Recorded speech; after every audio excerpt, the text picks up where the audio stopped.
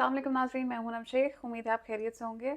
अगर आपने मेरे पुराने व्लॉग सुने हों तो मैं आपको यही बात दोहरा रही हूँ, ये हुकूमत 3-4 दिन की मेहमान है और चंद महीनों में ये ख़त्म होने वाली है। तो अब वही जो बात है वो सब कर रहे हैं। अगर आपने नोटिस किया हो कि ये बात अब चहमगोइयाँ शहर इक़्तिदार में भी हो रही हैं, टेलीविज़न स्क्रीन्स पर भी हो रही हैं। इस हुकूमत में ख़ुद जो कन्फ्यूजन्स हैं और ये ख़ुद हुकूमत जो आकर टीवी के ऊपर अपने बयानात दे रही है, उनमें भी ये बात जो है वो छलक रही है कि इसे पता है कि ये हुकूमत घर जा रही है। और ये घर कैसे जा रही है, अगर आप कुछ डेवलपमेंट्स मैं आपको बताती हूँ उनके ऊपर आप गौर करें तो इस वक्त जो अदलिया के ऊपर हमले किए जा रहे हैं, अदलिया की तरफ से जो फैसले आ रहे हैं तहरीक इंसाफ के हक में, आपको मैंने पहले भी कहा था अदलिया तो अपने पैरों के ऊपर खड़ी हो गई है और उसने साफ इनकार कर दिया है किसी भी बड़े गेम प्लान का हिस्सा बनने के लिए, क्योंकि उन्हें पता है कि पाकिस्तान इस वक्त तबाही और बर्बादी की तरफ जा रहा है और जो पाकिस्तान के जो शहरी हैं उनकी जान अजाब हो चुकी है, वो तंग आ चुके हैं। तो अदलिया का स्टैंड लेना, तहरीक इंसाफ के हक में फ़ैसले आना, मरीम नवाज़ का और मरीम नवाज़ की जो हुकूमत है उसका अदलिया के ऊपर हमले करना, इसके साथ ही आप देख लें कि जो कैप्टन सफदर ने जो बयानात दिए हैं कल कि हम, और वो एक तरह से वो धमकी थी कि हम सब राज जो है वो फाश कर देंगे। अगर आपको नहीं पता तो मैं आपको बता देती हूँ कि कैप्टन सफदर ने ये कहानी, ये स्टोरी बयान की है कि फ़ौज ने जो है वो आकर मियाँ नवाज शरीफ साहब के पाँव पकड़े थे कि आप इमरान खान से हमें बचा लें, ये तो मुल्क का बेड़ा गर्क कर रहा है। ये अगर आप इसको सुन लें, इन बातों को सुन लें, उसके तमाम बयान सुने तो आपको पता चलेगा कि ये एक तरफ से धमकियां लगाने लगे हैं कि हम आपके तमाम राज जो हैं वो फाश कर देंगे, तो आप हमारी हुकूमत जो है वो उसको ख़त्म ना होने दें या बचाने में मदद करें या वॉटेवर।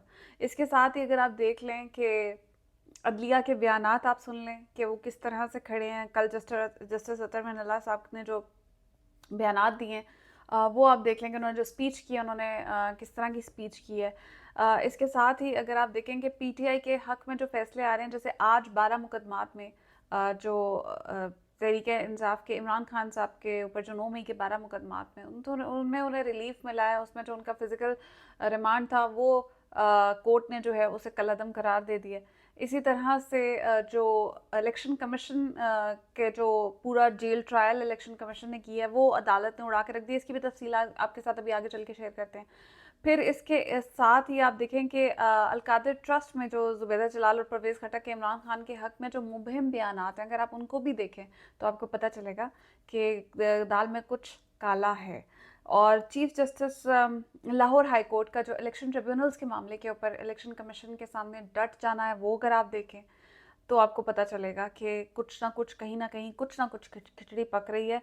और पीपल्स पार्टी जो है वो पीछे हट गई। आपको पता है कि कल जो बड़ी बातें की जा रही थी कि तहरीक इंसाफ को बैन कर देंगे, उसके ऊपर भी डिसीजन लिया गया कि अभी हम वो नहीं कर रहे हैं। ठीक है, तो अगर ये सारी चीज़ें अगर आप इनके ऊपर गौर करें, जो इस वक्त हवाएं चल रही हैं, कहा यह जा रहा है शहर इक़्तिदार में कि वहाँ का रुख जो है वो तब्दील होता नज़र आ रहा है।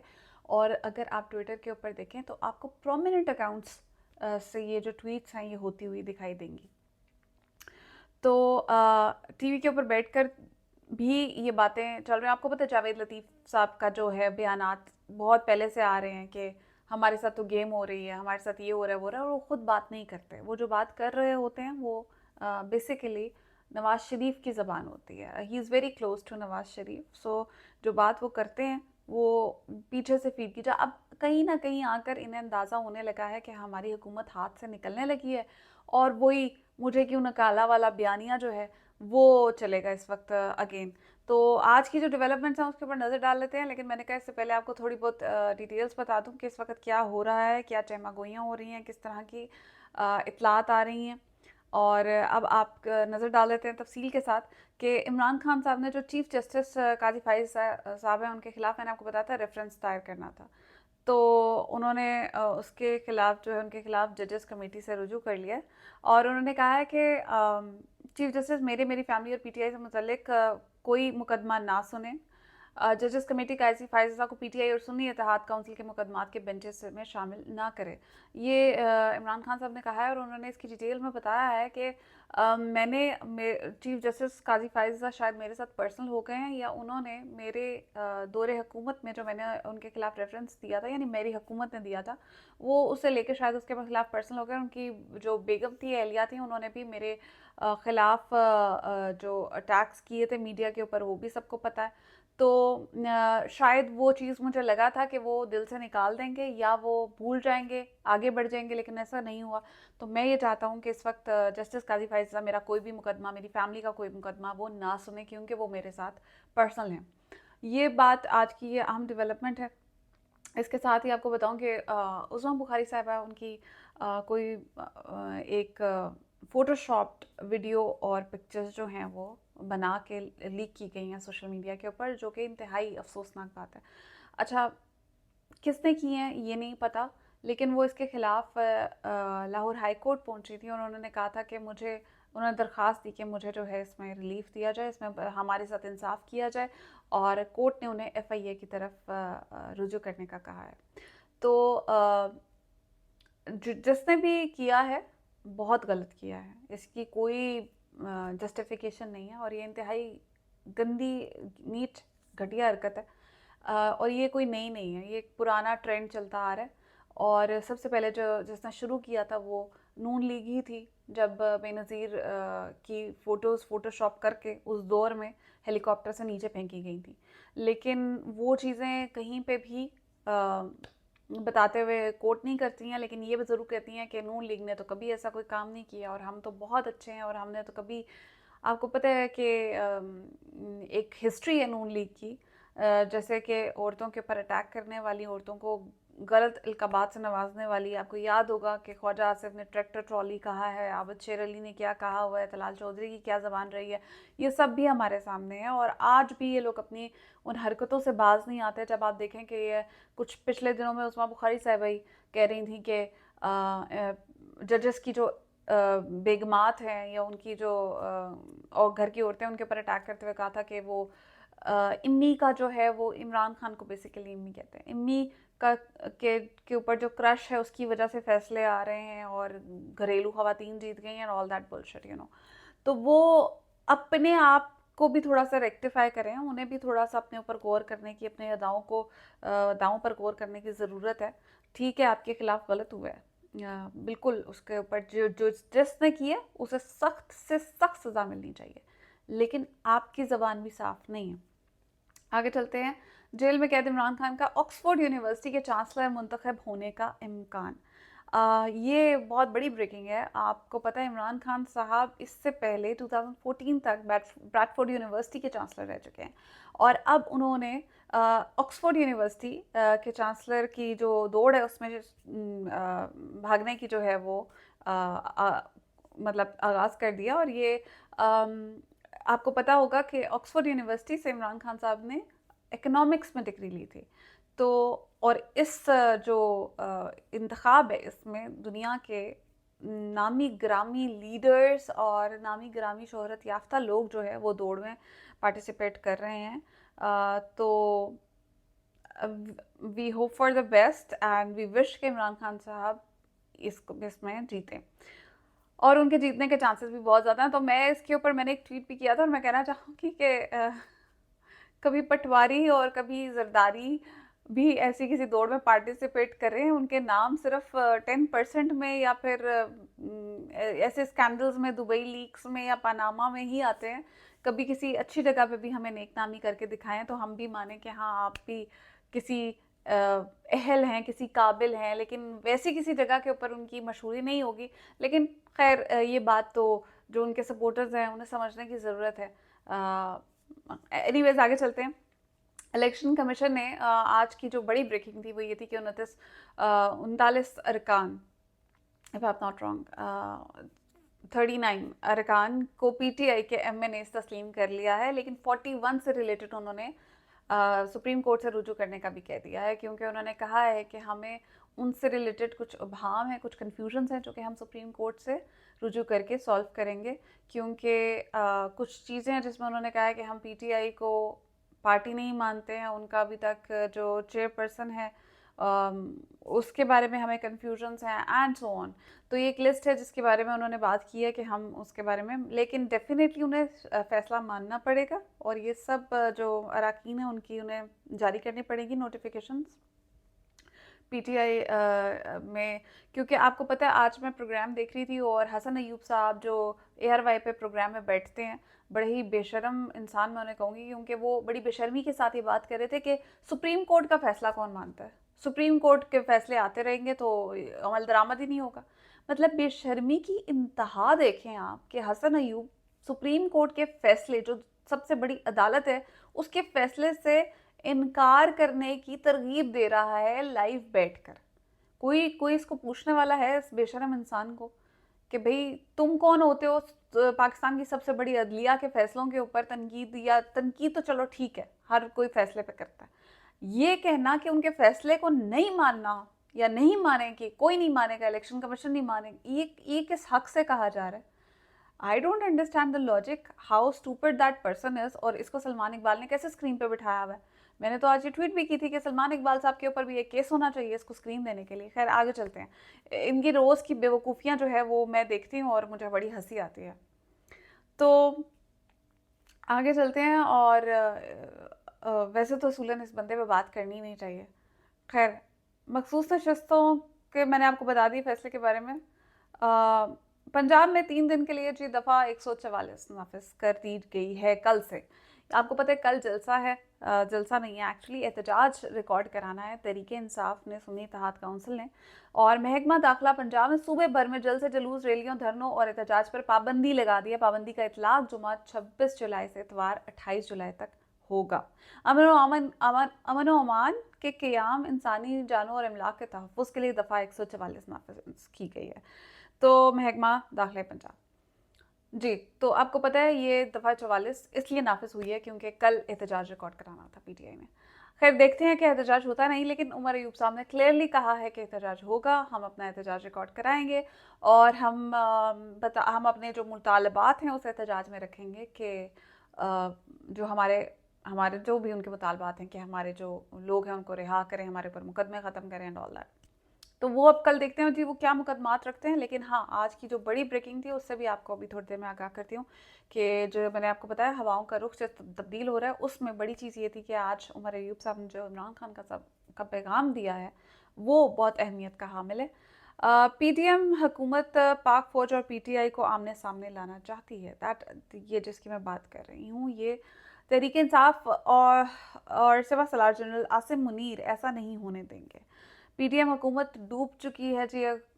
कौम इंतखाबात की तैयारी करे। कौमी असम्बली में अपोजिशन लीडर का उमर अयूब की आज गुफ्तगू जो उन्होंने कही है, जिसमें उन्होंने बड़ी इंपॉर्टेंट बातें की। उन्होंने ये कहा है कि जो DGISPR की प्रेस कॉन्फ्रेंस हुई है बेसिकली नून लीग का फेलियर है कि DGISPR जी और इंफॉर्मेशन मिनिस्टर का ओहदा संभाल के प्रेस कॉन्फ्रेंस कर रहे हैं, डिफेंस का ओहदा संभाल के प्रेस कॉन्फ्रेंस कर रहे हैं। ये सब जो है ये नून लीग का फेलियर है। और उन्होंने बड़ी जो इम्पोर्टेंट बात की है वो ये की है कि पाकिस्तान तहरीक इंसाफ को और फ़ौज को लड़ाना चाहती है ये हुकूमत, जो कि खान साहब नहीं होने देंगे और जो कि आसिम मुनीर चीफ साहब भी नहीं होने देंगे, chief of army staff Asim Munir भी नहीं होने देंगे। That's very important statement. एक इसके ऊपर तबसरे हो रहे हैं टॉक शोज़ में, इसके ऊपर बातें की जा रही हैं कि आखिर ये स्टेटमेंट क्यों आई है, कैसे आई है। और इमरान खान साहब ने भी इस स्टेटमेंट को कहा है कि फ़ौज के और अवाम के बीच में कोई दरार, कोई इस टाइप की जो गलतफहमी है वो नहीं होने देंगे हम। तो ये जो इम्पोर्टेंस, ये स्टेटमेंट बड़ी अहमियत की हामिल है और इसके ऊपर जो है ना अभी से जो हुकूमत है उसमें थरसली मच गई है कि ये क्या हो रहा है और ये कि क्यों इस तरह की आई है। तो I think that's a good gesture. और बस बहुत हो गया, अब ख़त्म होनी चाहिए ये चीज़। और अब जो है ना हमें पाकिस्तान को जो इम्पोर्टेंट चीज़ है वो ये है कि पाकिस्तान की इकॉनमी ठीक हो, पाकिस्तान में जो हालात हैं वो ठीक हों, पाकिस्तान के जो इस वक्त तबाही के दहाने पे खड़ा हुआ है उसको किस तरह संभाला जाए और इंटरनेशनली जो पाकिस्तान की रिप्यूट है उसको ठीक किया जाए। पाकिस्तान में बहुत से मसले हैं हल करने के लिए, इन मसलों को ये ख़त्म होंगे तो कोई महंगाई कंट्रोल में आएगी, कोई मईशत कंट्रोल में आएगी, कोई ढंग का काम होगा, इंफ्रास्ट्रक्चर पे, तालीम पे, सेहत पे काम होगा। क्योंकि आपको पता है आज ही स्टॉक एक्सचेंज जो है वो बुरी तरह क्रैश हुई है। उसकी मैं आपको भी बताती हूँ थोड़ी देर में डिटेल्स। जो कौमी ख़जाने के ज़खायर हैं वो कितनी बुरी तरह गिर गए हैं, उसके ऊपर बात कर लेते हैं। खैर, ये जो स्टेटमेंट आई थी आज खान साहब की तरफ से भी, ये भी बहुत इंपॉर्टेंट है। अब देखते हैं आगे से जवाब क्या आता है और क्या रिस्पॉन्स दूसरी तरफ से भी ऐसा ही दिया जाएगा या नहीं। लेकिन चहमगोइयाँ हो रही हैं कि हालात तब्दील होने वाले हैं। और खान साहब ने भी ये कहा है अपनी स्टेटमेंट में कि कौम इलेक्शन की तैयारी करे, दिसंबर में हुकूमत घर जा रही है और दिसंबर तक ऐलान हो जाएगा नए इंतखाबात का। तो ये भी अच्छी बात है। लेकिन जो ये इंतखाबात हुए हैं इस साल, वो उसमें जो दबाई हुई है, उसमें जो बर्बादी हुई है, पैसे का जो ज़िया हुआ है, उसका हिसाब कौन देगा? मतलब कोई ना कोई तो अकाउंटेबल होना चाहिए जिसने बेड़ा गर्क किया है इंतखाबात का। खैर आगे चलते हैं जी। यहाँ पे बहुत सी चीज़ें होती रहती हैं और उसके बाद कोई अकाउंटेबल भी नहीं होता। आपको पता है कि मैं आज ही याद कर रही थी मॉडल टाउन केस के, आज तक नहीं पता चल सका कि उसके पीछे कौन था। अरशद शरीफ का जो कत्ल है उसके पीछे कौन था? अरशद शरीफ का कत्ल ऐसे हुआ जैसे कोई कोई अहमियत का हामिल ही नहीं है। लेकिन आज सो मोटो जी सुप्रीम कोर्ट ने उसके ऊपर कहा है कि उसकी समाअत मुकर्रर कर दी है। अस खुद नोटिस की समाअत जो है वो मुकर्रर हुई है और 29 जुलाई को सुप्रीम कोर्ट के जस्टिस मंसूर अली शाह की सरबराही में 3 रुकनी बेंच ये समाअत करेगा। तो ये अरशद शरीफ का जो दुख है, आपको पता है कीनिया में जो है उनका केस, उनकी अहलिया जो है जवेरिया सिद्दीकी, वो जीती हैं और वहाँ पे उन्हें 2 करोड़ रुपए जो है वो हर्जाने के अदा करने का अदालत ने हुक्म दिया। और उन्होंने ये कहा है कि ये जो पुलिस ने मर्डर किया है अरशद शरीफ का, वो एक प्लान्ड मर्डर है, वो कोई हादसा नहीं है, वो कोई किसी और की गलतफहमी में उन्हें नहीं मारा गया। पुलिस के ऊपर उन्होंने मतलब तहकीकात के लिए हुक्म दिया और साथ ही जवेरिया सिद्दीकी और उनकी फैमिली जो है उनको 2 करोड़ रुपए हर्जाने की उन्होंने ऑर्डर किया है। तो ये और इसके ऊपर अब जो है वो यहाँ सुप्रीम कोर्ट में जी सो मोटो नोटिस की समाअत होगी। तो ये थी डिटेल्स। इसके साथ ही आपको ये बता देती हूँ कि इमरान खान को मुमकिन मिलिट्री हिरासत में देने के खिलाफ जो दरख्वास्त दायर हुई थी, उसके बारे में आपको मैं बता देती हूँ कि इमरान खान को मुमकिन तौर पर मिलिट्री की हिफाजत में देने के खिलाफ अदालत से रुजू कर लिया गया था। लेकिन अदालत ने जी वो किसी टेक्निकल रीज़न की वजह से वो दरख्वास्त जो है वो खारिज किया। तो मे बी ये दोबारा से की जाए, उसमें कोई सिग्नेचर का इशू था। कल पूरे मुल्क में जी भरपूर एहतजाज होगा। ये उमर साहब ने, उमर अयूब का बयान है और मैं आपको जो स्टेटमेंट उसके बारे में, मईशत के बारे में बता रही थी, वो आपको बता देती हूँ। सिर्फ एक हफ्ते में डॉलर्स जो हैं उनमें ज़खायर में बहुत बड़ी कमी आई है और सिर्फ एक हफ्ते में डॉलर ज़खायर में बहुत बड़ी कमी। सरकारी ज़र मुबादला ज़खायर जो हैं वो 9.25 अरब डॉलर्स की सतह से भी नीचे आ गए हैं। तफसीलात के मुताबिक स्टेट बैंक से जारी शुदा आदाद शुमार के मुताबिक ज़र मुबादला के सरकारी ज़खायर गुज़श्ता हफ्ते के दौरान 39 करोड़ 70 लाख डॉलर कमी से 9 अरब 2 करोड़ डॉलर की सतह पर आ गए हैं। मरकजी बैंक ने बताया कि कमर्शियल बैंकों के पास 5 अरब 30 करोड़ डॉलर्स के ज़खायर मौजूद हैं।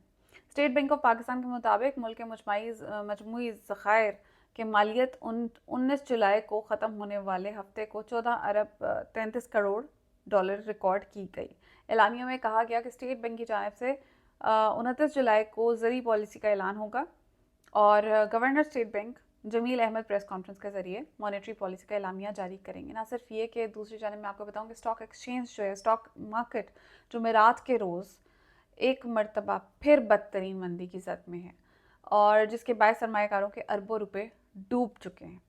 तो ये थी जी स्टॉक एक्सचेंज के हालात हैं, ये मईशत के हालात हैं, ज़खायर ख़त्म होते जा रहे हैं। इसके साथ ही एक अच्छी खबर भी आपको बताऊं कि बानी पीटे और फवाद चौधरी के खिलाफ जेल ट्रायल जो है वो कल अदम करार दिया जा चुका है। आज इस्लामाबाद हाई कोर्ट ने जी जेल ट्रायल जो हुआ है पूरा इनका तौहीन इलेक्शन कमीशन केस का, जेल में जो फवाद चौधरी और इमरान खान साहब के खिलाफ जेल ट्रायल हुआ था, उसे इस्लामाबाद हाई कोर्ट ने कल अदम करार दे दिया।